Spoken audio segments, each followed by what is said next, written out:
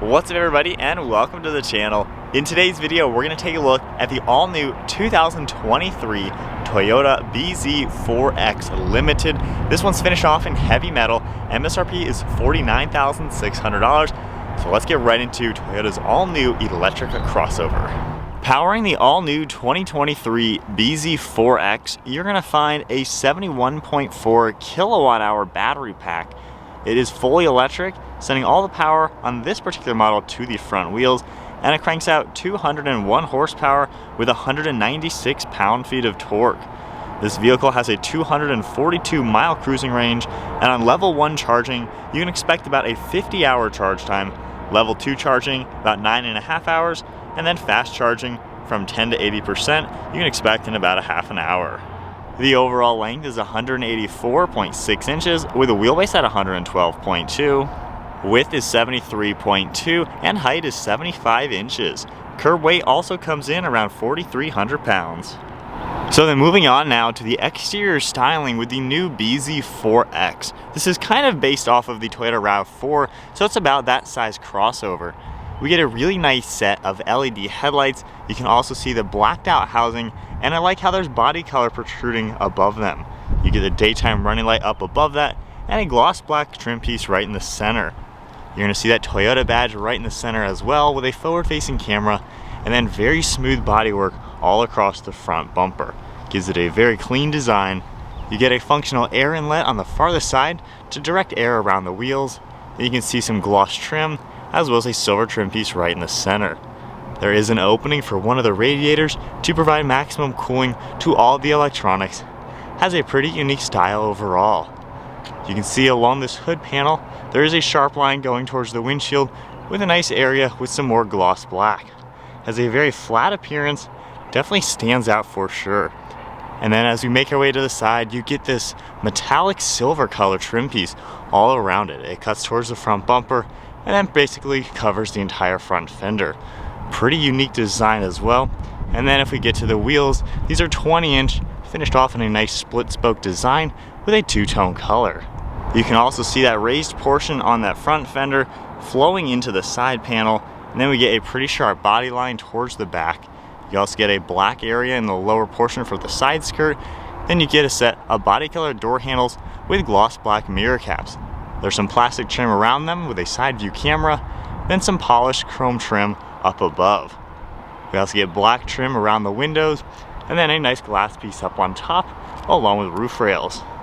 Moving to the side profile, has a pretty nice proportional design, and you can see how that different color for the front and rear fender arch really contrasts nicely.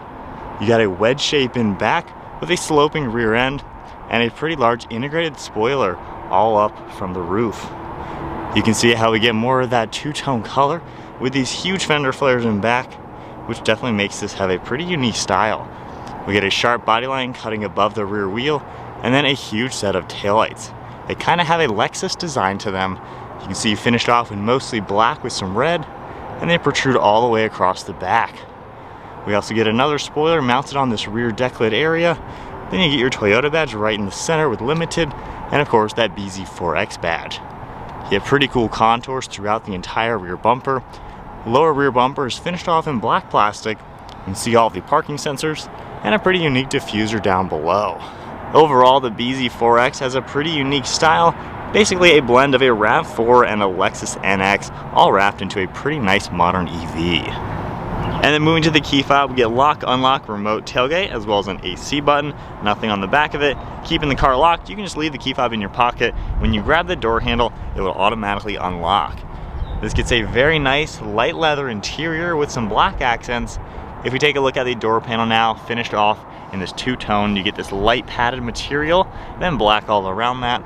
There's some gloss black trim along with your release handle. You get your window controls, lock and unlock, and the mirror control, and a nice silver trim piece. You get quite a lot of storage down below, and then being a Limited, we get all power seating. Really nice controls on the side, and then this light tan color. You get perforated leather material in the center. Really nice look overall. More of that same material up above, and then making our way to the headrest, it's finished off in the smooth leather. Spinning around, we get a nice black leather steering wheel. And then now inside the BZ4X, keep my foot on the brake, we can go ahead and fire it up. all the electronics are going to turn on. One very odd design is definitely how the steering wheel is set up. With it in a good position, you can't really see the gauge cluster, so a little odd on that one. However, if we go ahead and take a look, you can see the compass on the left side, your speedometer and gear with some safety settings on the far right, along with your range and a clock. If I go ahead and take a look at the steering wheel, we get that Toyota badge. We have controls on the left side, some audio and voice commands. We also have these icons right here where you're able to adjust a few things within the screen. And on the left side of the screen, you are able to go into a few different menus. You can see your compass with that information, some safety settings for adaptive cruise.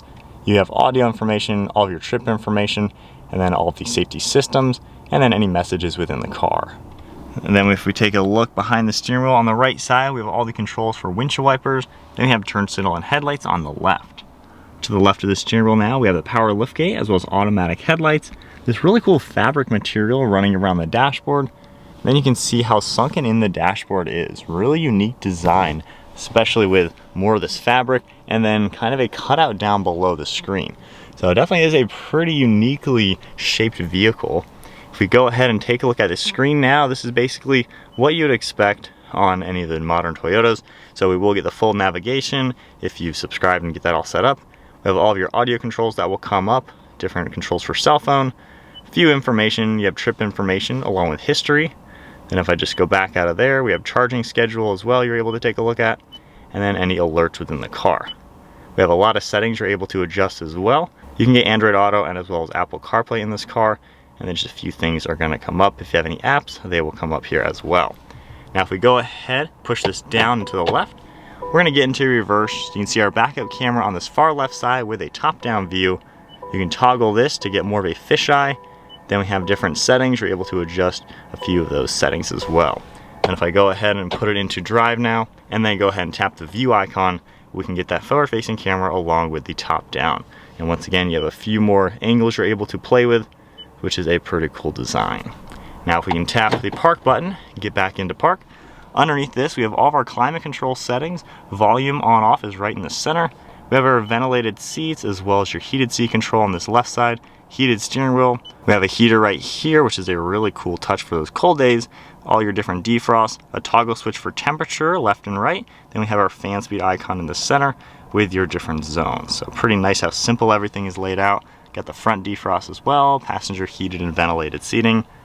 Get your 2 air vents and hazards, electronic park and brake. We have the brake hole as well. And then on the far right, we have our eco mode and snow mode as well as traction control. And then right in the center, you can actually somewhat see through this window. This is where the wireless charge pad is. So it's a pretty neat design, how your phone can be hidden, and you can see how this is transparent. So you'll actually be able to see your phone in there, which is a pretty neat touch.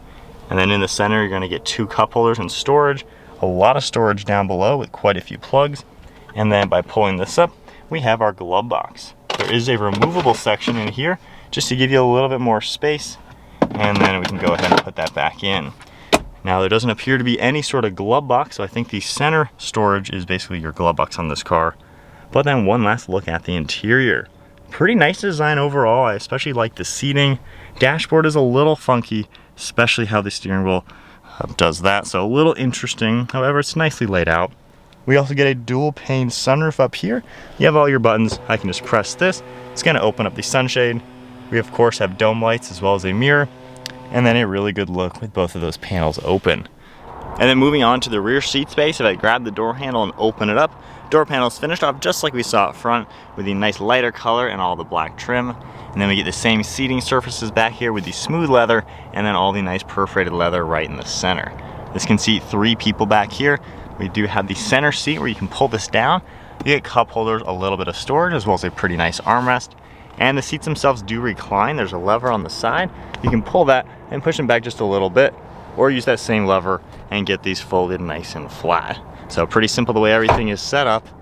We do have heated seats back here with all of the different temperature settings, air vents as well as plugs, and then a little bit of storage down below. So then sitting now in the back seat of the BZ4X, it's actually decently comfortable back here. I'm 5'11". I have plenty of headroom, about 2 inches or so. Driver's seat at my height, I have plenty of legroom as well as knee room. Good armrest as well. And I do like how the windows are pretty big and you have this extra one back here. Now if I go ahead and recline the seat just a little bit, That really helps out. My head does touch the ceiling now a little bit. However, for being kind of a smaller size crossover, it's actually a really comfortable setup and not a bad option to go with. And then now moving on to the cargo area, of course you have that button on the key fob, or you can just press the one underneath the Toyota logo. It's gonna automatically open up. We have quite a lot of storage space in here. Nice privacy cover as well. If we get this out of the way now, you can see how it's really squared off. We got a JBL subwoofer down there, nice all-weather floor mat as well. And you really do have quite a lot of storage space. Height might be limited just a little bit with that steeply raked glass portion. And then underneath this, we can grab the handle and we have a little bit of hidden storage. Now I also like from back here, you can grab these handles. It's actually a pretty easy reach, and you can push these seats out of the way for better access. And then from here, you can just grab the privacy cover and unlock it and get it out of the way. So overall, this is a pretty roomy crossover. I'd say, like I said, on par with a RAV4. So for being a smaller vehicle, seems to fit people comfortably in here, and yet this would actually be a pretty good utility vehicle. All right, so we are setting off now in this electric crossover. You know, the 200 horsepower is not bad. It gets up to 40, 50 miles an hour without really even thinking. The only weird thing is the steering wheel situation. I have it at the lowest setting so I can actually see the gauge cluster. It just feels so odd. The steering wheel is kind of just in my lap way down below. I feel like I'm kind of a giant in this car, honestly. It's a little unique. You do got some pep though. But if I put the steering wheel where I actually want it, which is right about here, I literally cannot see the gauge cluster at all. Like, this is where I would have it at a normal car. So I don't know who designed how this works, and same with how it goes in and out. Like, I don't know, just super interesting. That is very noticeably interesting for this car. However, if you look at normal driving and things like that, it's actually really comfortable. You have a great view out, this huge windshield, all sorts of glass, mirrors all do a fantastic job. Like, that is literally huge. Over your left and right shoulder, you really don't have any blind spots. It is insanely easy just to see around this car. These seats are also really comfortable. I like the materials you touch. While the steering wheel is kind of crazy, the steering wheel itself, I like how small it is. It feels like a little go-kart, honestly, which is pretty cool. Just wish that you could see the gauge cluster a little bit better. Front wheel drive, there's a little bit of torque steer to it. You can get an all-wheel drive version as well, but you really only feel that torque steer when you're taking a sharp turn, kind of flooring it. The braking system seems to work pretty good in it. There's no like regenerative option to like change how strong it is or anything like that, but overall it seems to drive really nice. Wind noise, road noise, stuff like that. It's honestly pretty quiet. We're going 42 miles an hour right now. Pretty insulated from the outside elements. I think overall it feels like a well put together car. Obviously Toyota, they make good quality products, and this one of course is going to be just as nice as you would expect. It just feels really solid. It's insanely easy to operate. Everything just works pretty well in this.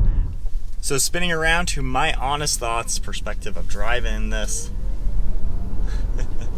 it's definitely peppy enough to just get up to speed and not really have any sort of issue. It seems like a good around the town car, honestly, with the spacing, just how comfortable and nice it is. It seems like a really good city car just to honestly drive all the time, A to B, stuff like that. The camera system is pretty neat, how you kind of get like a ghosted image of your vehicle when you're at slow speeds. Yeah, it feels like a very refined vehicle. For 50 grand, it better be pretty nice. Good chunk of change for a car like this. And I feel like you just get good quality to it. Still cannot wrap my head around the steering situation. It's very low. It doesn't actually hit my legs or knees, which is interesting. So it's maybe just because there's such a small steering wheel. But like, I want it up here more. It's just so interesting. So you got to get used to having the steering wheel lower than what you're used to. You're just kind of driving with your arms down towards your legs. So it's a very interesting seating position way to be in the car. So I don't know, it's hard to explain that. However, normal driving, I really don't have any complaints. It kind of does what you would expect it to do, and it just seems super easy. Electric cars could be a little intimidating for people just because they're very new. Not everyone is familiar with them, but this one just seems like something, if you're unfamiliar with electric cars, this is an easy option to get into. It's got the pep, it's got the normalness. It's a very normal crossover, and yet fully electric. And I like how you can get the all-wheel drive version if needed. I'd probably go with that one just because you'd get rid of some of that torque steer and that low speed. But, you know, healthy motor design, good pep and everything. I don't think I really have any major complaints aside from the steering wheel. Seems comfortable and nice in here. No glove box, which seems really weird. It almost looks like there should be one, but I cannot find a button if there is one. But you have enough room in the center, I would say, to make it pretty useful. Well, I think that is then it for the 2023 Toyota BZ4X. Weird name too, so there's two weird things about this car. And I think Toyota is actually going to be making a BZ lineup. This is a Beyond Zero, I think that's the terminology, so just kind of making their own brand name for some electric cars, which is a pretty cool touch to see. So there might be a 6, a 3, or 2, or whatever. So you'll see more of these for sure in different body styles and different layouts. But overall, not a bad option for an EV. If you enjoyed the video, be sure to give it a thumbs up. Once again, big shout out to Flo Toyota of Statesville for providing this electric car for today's video. Take a look at their website linked down below. And I'll see you guys in the next video.